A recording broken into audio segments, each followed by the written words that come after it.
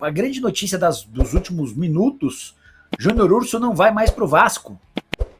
Coisa louca. Estou indo apurando mais detalhes para ver onde é que essa coisa deu uma emperrada.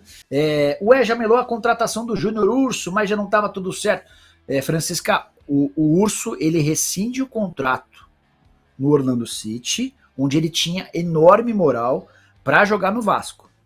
Eu até estranhei a notícia quando ela surgiu, e eu mandei uma mensagem para o Ricardo Moreira. O Ricardo é o executivo de futebol do Orlando City. Eu falei, Ricardo, o que aconteceu, cara? Por que vocês liberaram ele? Como é que funciona isso, né? Aí eu vou até ler a declaração que o Ricardo Moreira me trouxe quando da negociação. Quer ver? Não abriu no WhatsApp web, então a gente abre no celular. Mas o Ricardo estava admitindo que o Júnior Urso tinha enorme moral por lá, mas ele havia pedido e os caras entenderam por bem liberado. Quer ver? Ó, tô buscando aqui, ó. Ó. Vamos lá. Peraí.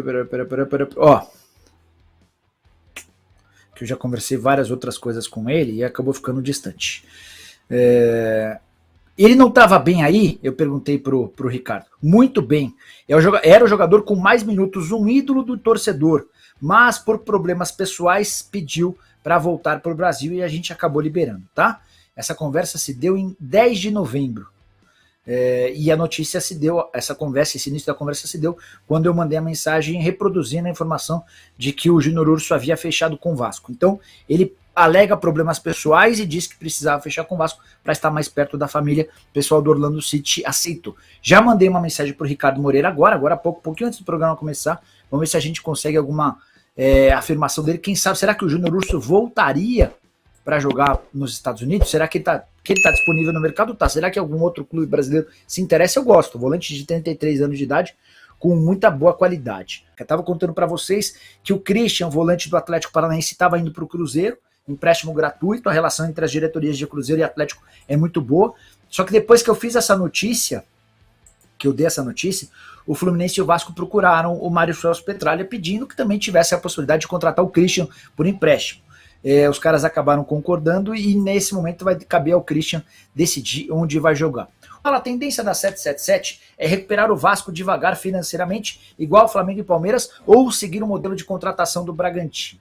Lucas, nenhuma SAF, imagino, vá percorrer os caminhos de Flamengo e Palmeiras.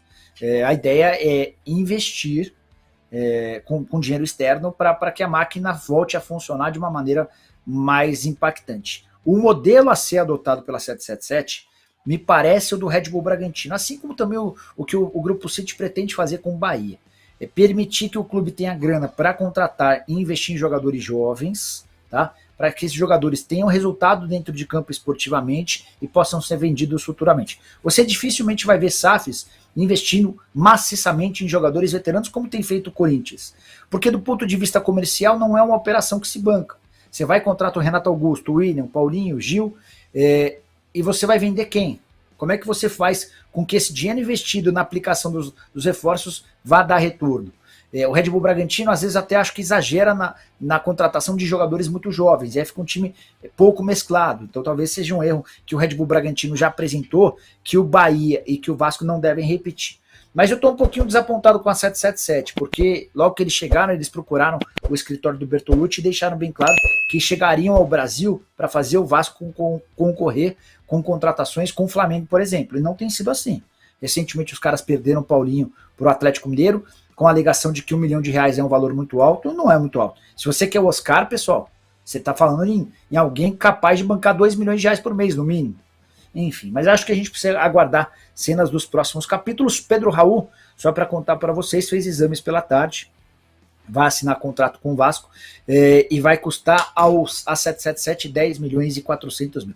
Deixa eu ver se eu consigo ver se os exames já foram feitos. Espera aí. Vou mandar essa mensagem aqui para uma pessoa.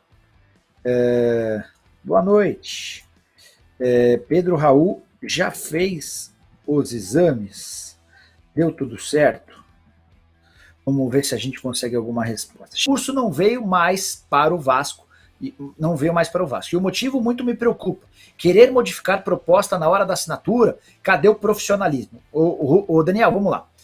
A empresária do do Júnior Urso que a neta do Juan Figuer, a Stephanie Figuer, deu uma entrevista ao GE afirmando que estava tudo acertado, estava tudo combinado, ele rescindiu o contrato nos Estados Unidos, inclusive havia postado um vídeo pela manhã, dizendo que era o penúltimo treino, possivelmente o penúltimo treino individual antes dele começar a treinar com o restante dos companheiros no Vasco, né? E aí, na hora de sacramentar tudo, a informação que a Stephanie divulgou é de que a 777 quis alterar cláusulas já combinadas.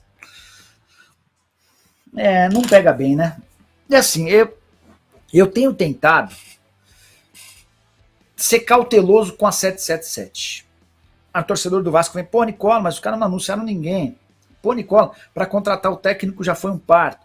E eu tô tentando contemporizar, tô diminuindo a carga em cima do Paulo Brax, que eu considero só um executivo mediano. Hoje eu até estava conversando com um empresário de futebol e o cara falou, cara, o Paulo Brax é lento, é devagar, tudo com ele é para amanhã e depois, enfim.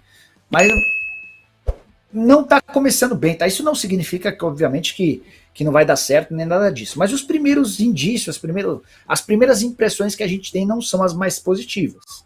É óbvio que pode haver reviravoltas, as coisas podem melhorar, mas tá começando devagarzinho, né? Tá começando lento. Vamos ver se dá uma esquentada. Importante mais uma informação antes do próximo superchat. Estou conversando com uma fonte muito sabida das coisas do mercado. Eu perguntei, e o Wesley? Vai acabar jogando aonde? Me conta em off. Essa eu não posso identificar. Tem algumas pessoas que não se importam de ser identificadas, outras não gostam. A pessoa respondeu, tem 3 opções. Vasco, Cruzeiro e Red Bull Bragantino. Então, agora há pouco, quando eu citei o Bahia e não citei o Red Bull Bragantino, essa pessoa está dizendo que está incluindo o Red Bull Bragantino e está tirando o Bahia. O Palmeiras está pedindo quanto? 6 mil euros? Vai sair por quanto, mais ou menos? Vamos ver se a gente consegue dar uma avançada nessa história.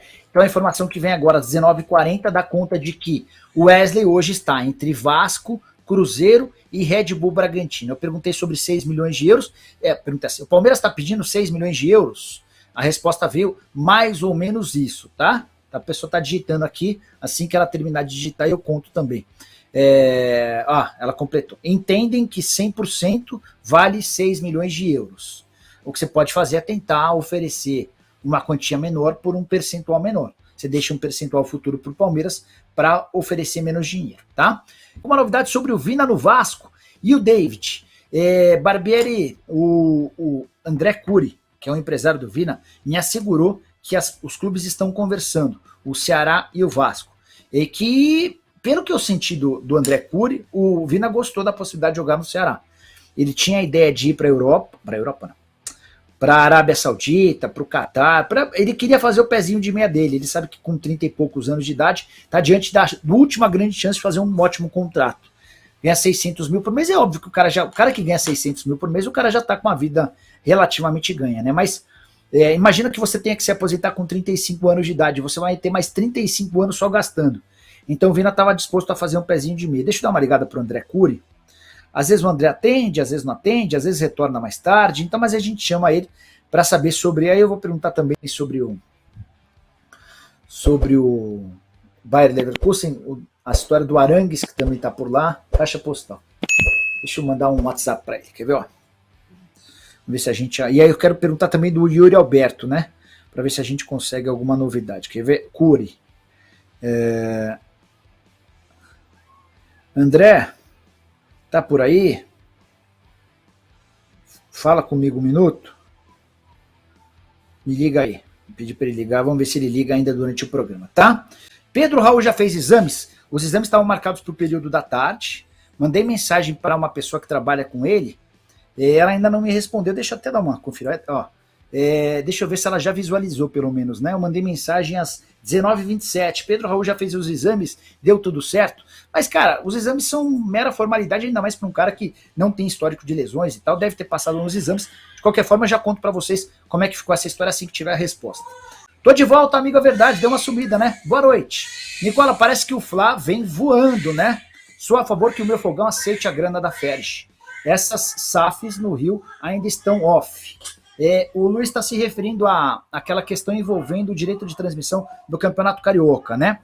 A Brax, que é uma empresa do filho do Apolinho, o filho do Apolinho durante muito tempo negociou placas de publicidade. E ele percebeu que esse meio dava muito dinheiro e ele resolveu ampliá-lo. Além das placas de publicidade, ele está trabalhando agora com direitos de transmissão. E ele criou a Brax, é uma empresa que trata sobre isso, e começou a procurar os clubes do Rio para tentar chegar a um acordo dos direitos de transmissão. Ele pagaria ou prometeria grana, depois se acertaria com as emissoras de TV. Os pequenos ficaram de receber 1.600.000 cada um. Houve ano que não receberam nada. Os grandes, 9 milhões de reais cada. O Fluminense aceitou, o Botafogo aceitou, o Vasco aceitou. Quando foi negociar com o Flamengo, o pessoal, opa, 9 milhões eu não aceito. Só aceito conversar por acima de 18.